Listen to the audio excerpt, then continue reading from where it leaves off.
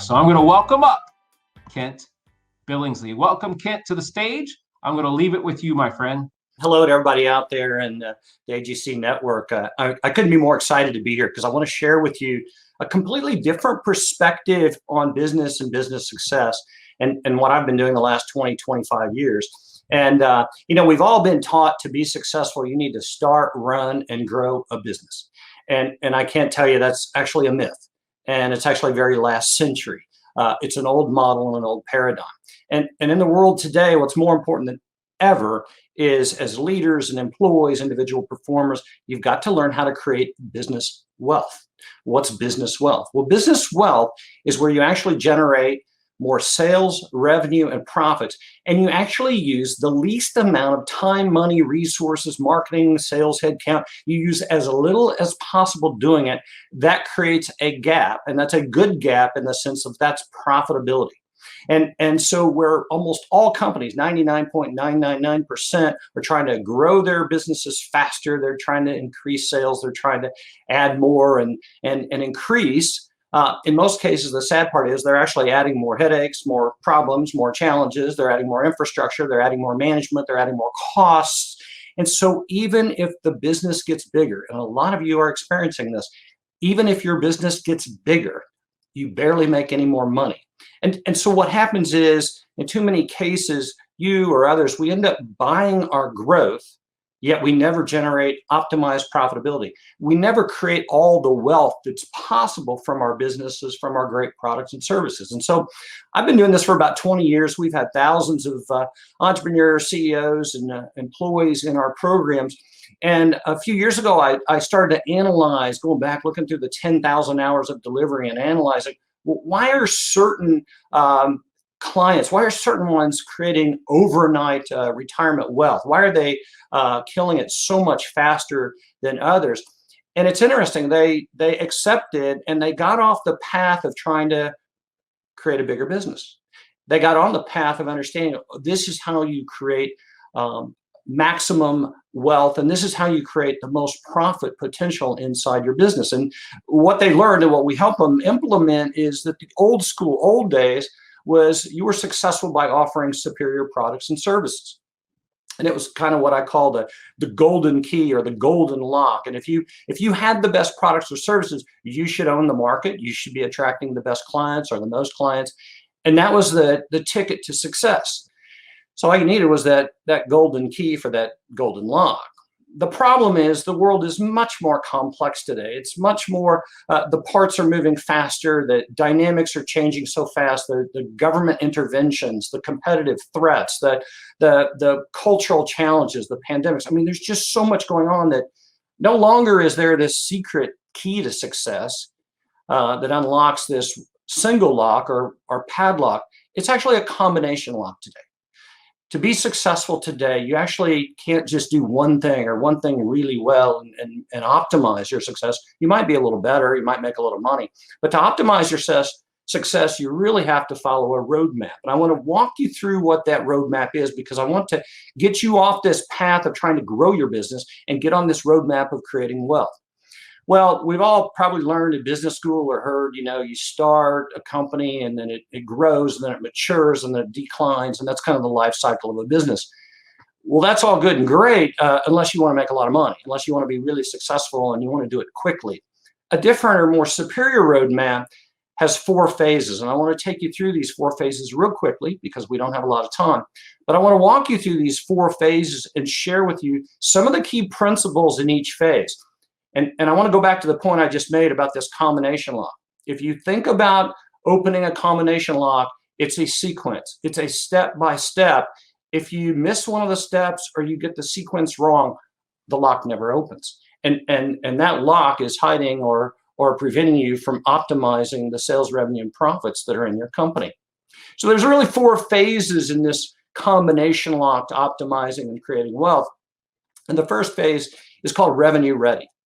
And in revenue ready, what you're really trying to do with your business, whether you're a startup or even a mature business, and this is an area we fix in literally every size company up to billions in size, is why are you in business? What's the fundamental marketplace problem that you're solving? What is broken that's not being solved, or what's being underserved that you could exploit?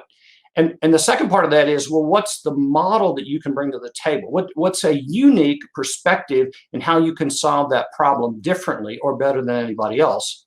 In other words, you're answering the question, why should people come to you versus anyone else? And then the third part of Revenue Ready is, what are your revenue streams that are going to generate the wealth to create a sustainable, viable, highly profitable wealth creating business? Those are three principles, and they must be followed in that sequence to validate you're in a market and you have tremendous potential. Now, I can't go much deeper. I will in the Q&A later, and I'll answer all kinds of questions around that. But once that phase is in place, the next thing we really want to look at then is, are we market ready? The great mistake that so many CEOs and business owners and leaders and entrepreneurs make is they find a problem to solve and they think, oh, I've got this great product or service. I'm just going to go market and sell it and promote it and get out there and see how much money I can make. Well, that's also last century's model. If you've actually built a marketing and sales organization and even wired them together, that's a best practice from the 1960s. That's how stale that is. There's a different level to compete on today. There's a different level of getting out of the marketing and sales functions and activities, and I'll share that more in the Q&A. But the first thing you want to do in market ready, so the first thing you want to do instead of go to market, which is how you market and sell, the next phase you want to go to after revenue ready is you want to work through market ready. Market ready, and the first thing that you've got to work through is, who is your perfect client profile? I call this a PCP. And your perfect client profile has three components or attributes that you have to look at. And you've got to do all three of these, because just one by itself, and I actually share stories of how in my past history, I've just looked at one or two and missed out on a lot of market. But the first thing you've got to do is look at what are the demographics? And most of you know what demographics are, and that kind of the facts and numbers, statistics, size, employees. But more importantly, you have to look at the psychographics. And the psychographics are more around the feelings, the thoughts, and the behaviors of how people think and buy. And that's actually more important than the demographics. But the third piece is, now you've got to look at the characteristics. What is it about this particular prospect that would make a perfect client? If you've been in business for 6 months, you probably already have a perfect client. The question is, why isn't your portfolio filled with perfect client profiles? It's because your system isn't designed to attract them. Now, after targeting, the next thing you want to do is you want to move into packaging. And packaging is how you group your products and services into bundles, either by season or by offering or by sales on an ad hoc basis, how you group them together to create phenomenal demand, because there's extreme value. And maybe it's a one-time offering, or it's specially priced through this volume purchase. Very powerful. I've helped one company, was $5 million. Through the principles of packaging, we helped double the size of the company in one prospect meeting. That's how powerful that is. From prospecting, now the next principle that we want to wire is the messaging. And messaging is one of those areas that your company is filled with messages, from your website to your tagline to anything that's a symbol, to your elevator pitch, to your value proposition. These are all messaging tools.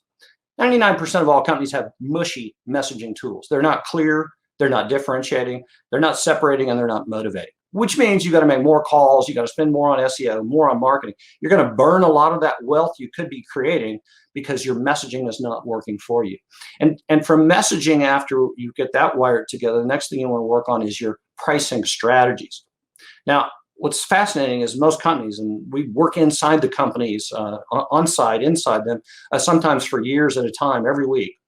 And almost all companies use the classic cost plus model. Here's what our costs are, and here's the overhead or margin that we need. That becomes the price to sell the products and services within some sort of competitive range. Well, that's not very strategic, and that's really about 1970s, 1980s as a best practice.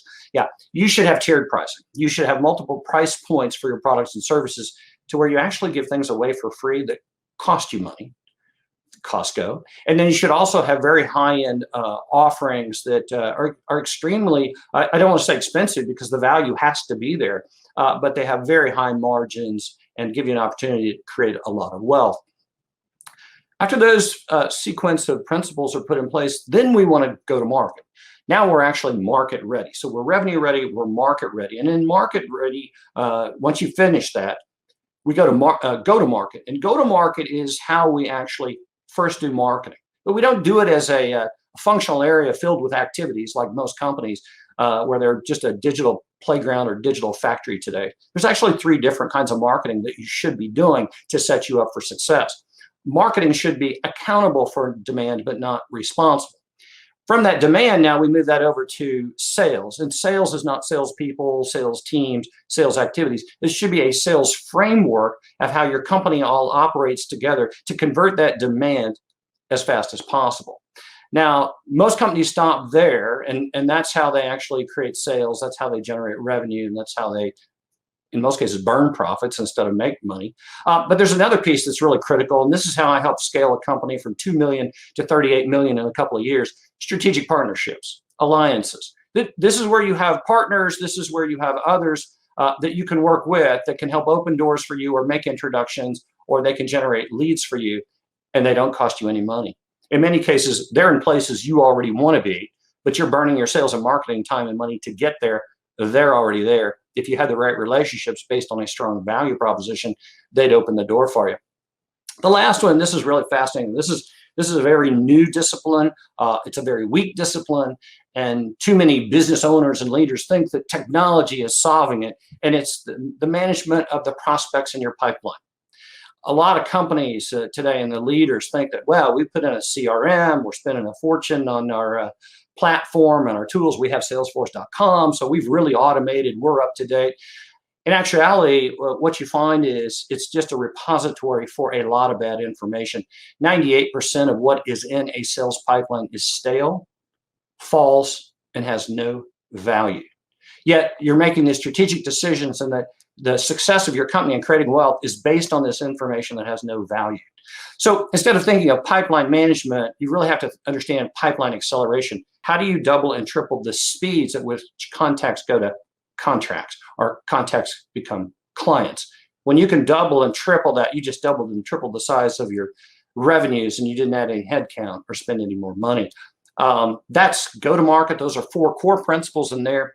The last phase I want to talk about, and this is where clients of ours today are now, after so many months or years, they've worked their way into where they own the market. Own the market's a beautiful thing, and this is where you're now can focus time and money on transformation, or what I call blueprinting your optimization. What that means is you're able to adapt and change quickly and dynamically to market forces. Great story I heard the other day. One of the executives of Blockbuster said, we didn't get wiped out because Netflix was smarter than us, or they had the technology and we didn't. We didn't have the money to make the change. And that's the problem when you're not creating wealth. You can't adapt. You can't make changes. You can't afford to pivot or switch gears. From there, I talk about and share another principle is dominating your competition. And this is where you're playing offense and defense. And this is where, uncomfortable for some, but you're going to have to learn it because it's being done to you. This is where you actually play both offense and defense. You on offense about what you can do and bring to the table and the strength of your value proposition, but then the positioning against where your value proposition, your models, and the strengths of your company are positioned against your competitors and why they should buy from you. The last piece that's so critical today that so many companies are failing on is talent optimization. And talent optimization is where you're both attracting and retaining the greatest talent possible at all levels of your company, not just bringing on new employees. And so that's the roadmap. This is how you actually create wealth. This is how you can become embarrassingly rich very quick. If you'll follow this roadmap, stop trying to grow your company, get off that path, get on the roadmap to creating wealth. This has dynamically changed and transformed thousands of companies, and the entrepreneurs, the CEOs, and the employees have become millionaires and multi-millionaires, in some cases in one meeting or within a month. It's no tricks or gimmicks. It's hard work. You've got to think. You've got to act differently. And I'm excited to answer questions about that.